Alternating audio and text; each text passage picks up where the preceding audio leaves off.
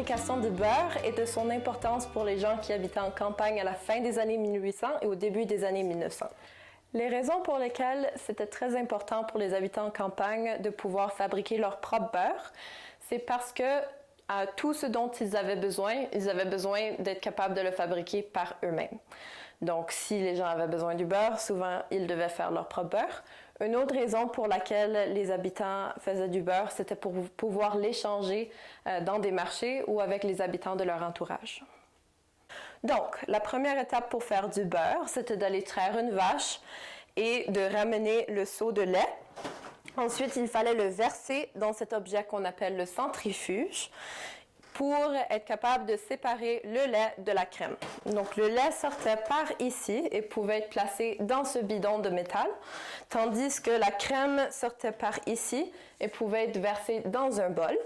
Ensuite, il fallait prendre la crème du bol et la verser dans cet objet qu'on appelle une baratte. Donc, ce qu'il fallait faire, c'était de prendre ce bâton de bois et de le bouger à un rythme continu, sans arrêt, pour être capable de transformer le lait, ou plutôt la crème, en beurre. Donc, pour vous donner une idée du temps que ça prenait pour transformer 1 litre de crème en beurre, ça pouvait prendre 1 heure.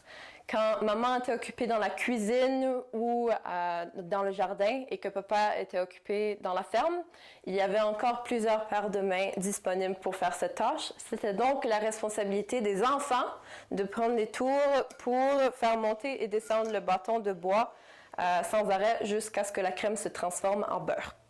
Une fois la crème transformée en beurre, on pouvait prendre le beurre et le déposer sur cette planche de bois. Cet objet que vous voyez ici s'appelle un égouttoir et ça avait comme utilité de séparer le beurre de la baveur.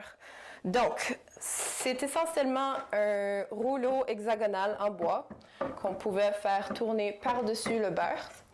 Et en le faisant tourner par-dessus le beurre se séparait de la baveur.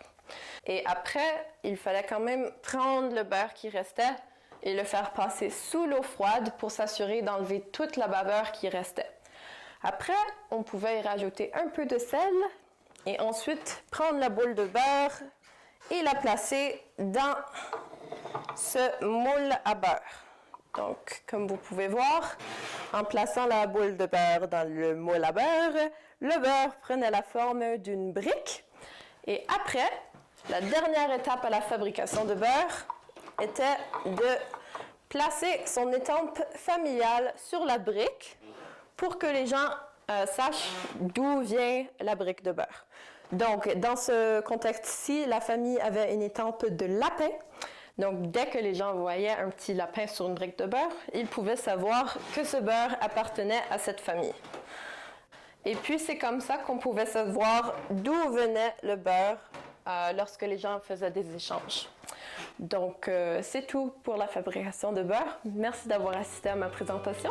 Et vous êtes sûrement très reconnaissant que vous pouvez juste acheter votre beurre à l'épicerie au lieu de suivre toutes ces étapes.